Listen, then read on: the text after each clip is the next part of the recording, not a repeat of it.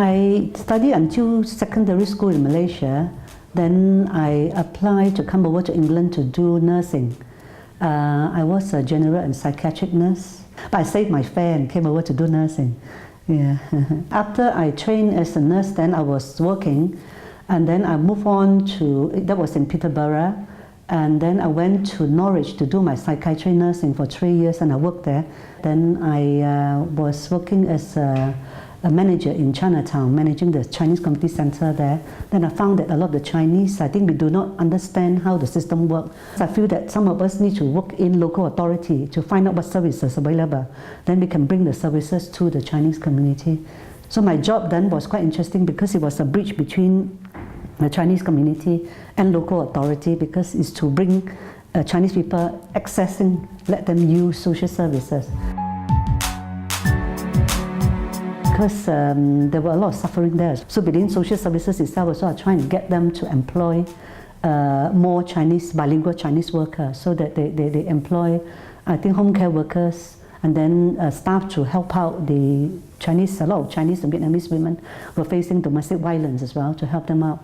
And I would say majority of the women, as particularly the older women, they are also illiterate in Chinese as well. If your family is poor, it tends to be the boys that have a chance to have education, but not the women. So a lot of the time, let's say any letters that come, they just can't understand it.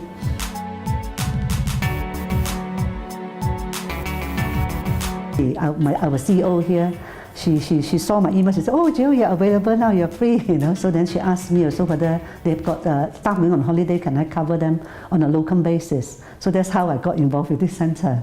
You know, so, and I also wanted to sort of give back to the community, to, now that I have the knowledge of the health and social care behind me, just to tap them and use the services. I also want the statutory and voluntary sector to still be aware of the needs and the gaps of the Chinese community, so just help to develop the services. The main thing is also the Chinese community are paying tax, paying NI, and a lot of them are in catering businesses, so they are paying the business rate as well. So we need to be using services out there, yes. It's still a very silent minority that do not speak up for their right and use the services they're entitled to. So that's an area that I really wanted to raise the awareness and also break the barriers again. Yeah.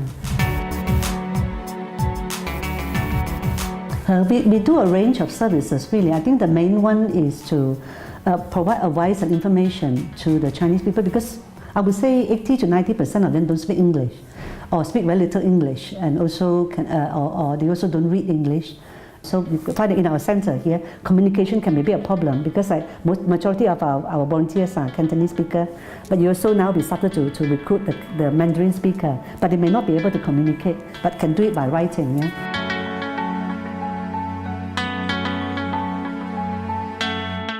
Yeah, and the Chinese people also contributed so much to the British economy, sort of quietly toiling away. Like one of the success stories in Peterborough, where I did nursing, was this Vietnamese refugees. Now he became the richest, more or less one of the richest guy in Peterborough, just by selling spring roll, because he saw a niche in the market. So he opened up lots of factory now just to sell spring roll up and down the country. So a lot of the Chinese guys who came here from the villages start with nothing.